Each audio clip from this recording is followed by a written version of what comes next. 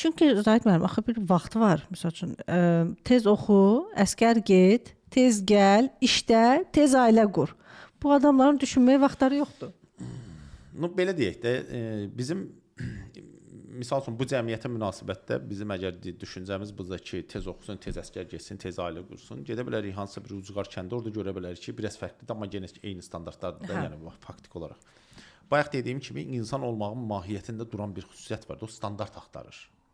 Yəni biz ən hasant yol axtarırıq, ən tez keçid axtarırıq, ən effektiv qayda axtarırıq. Yəni bu axtarışlar nəticədə bizi individuallıqdan çıxarır, gətirir, salır standartlara, hansında ki, heç də içimiz o deyil. Yaxşı, necə individual olaq?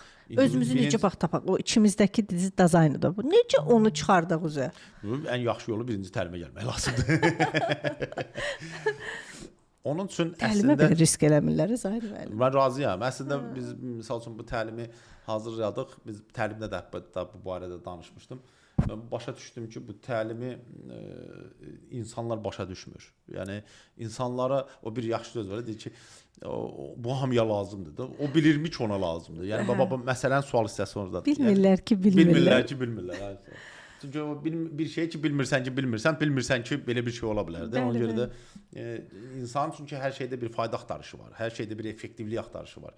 Mən 5 manat verirəmsə, 5 manata niyə 10 kilo ala bilərəmsə, niyə 1 kilo alım? Yəni bu axtarış əslində ən lazımını gözdən yayındırır. Görə bilmək itirinkisinə gətirir. Çünki sən nəticədə qərar vermisən beyninlə, amma məsələ əslində bəlkə də o məsələdə ürəyinlə qərar verməlidir. Kim ki həyat yoldaşı seçib ki, ona görə ki, nə bilim, gözəldir, ona görə ki, dədəsinin pulu var, ona görə ki, nəsə bir məqamda ona görə o şilləni yeyəcək, yəni. Bəli, o ağrını çəkəcək, yəni. Çünki ona görə ki. Amma o ona görəkilərdən çıxmaq da elə hasant deyil. İnsan cəmiyyətinin modelində ona görə ki var.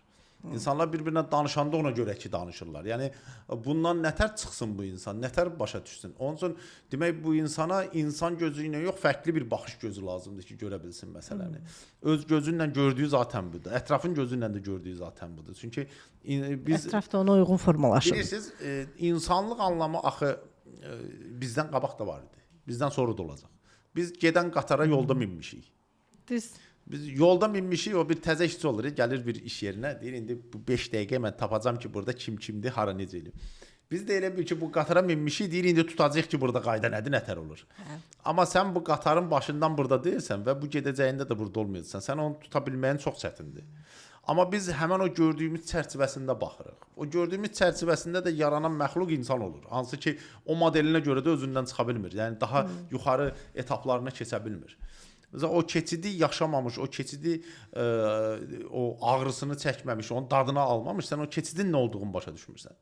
Necə ki, baxın, biz hadisələri həmişə keçmişdə danışırıq. Yəni, biz öz həyatımıza oturub analiz edəndə, nə bilim, araşdırmasını aparanda biz indidən keçmişimizə məna qatırıq. O oldu ki, bu olsun, bu oldu ki, olsun. Amma həmən vaxt onu görmürük axı, o oldu ki, bu olsun, belə deyək. Sən bugün əslində məna qatmağını həmən vaxtı görə bilmirdin də, düzdürmü? Demək, nədirsə həmən vaxtı başqa cür eləməliydin ki, görə biləsən onu. Biz o başqa şeylərin baş verməsinə icazə vermirik axı. Baxın, deyirəm, bir dostumuzun genəldə bir söhbətlə maraqlı bir şey oldu. Deyir ki, mən bir dostum vardı.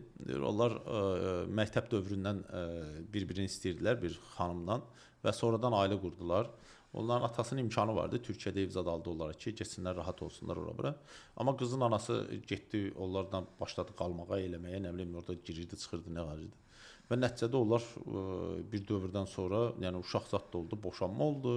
Hətta uşağı onu göstərmədilər, çox kəskin şey düşmüşdü. Deyir, bir məqamda biz söhbət eləyəndə o qayıtdı ki, deyir, əslində mən problemimi tapmışam, o deyir mənə. Sonradan deyəsən həmən oğlan başqa bir xanımla da ailə qurub.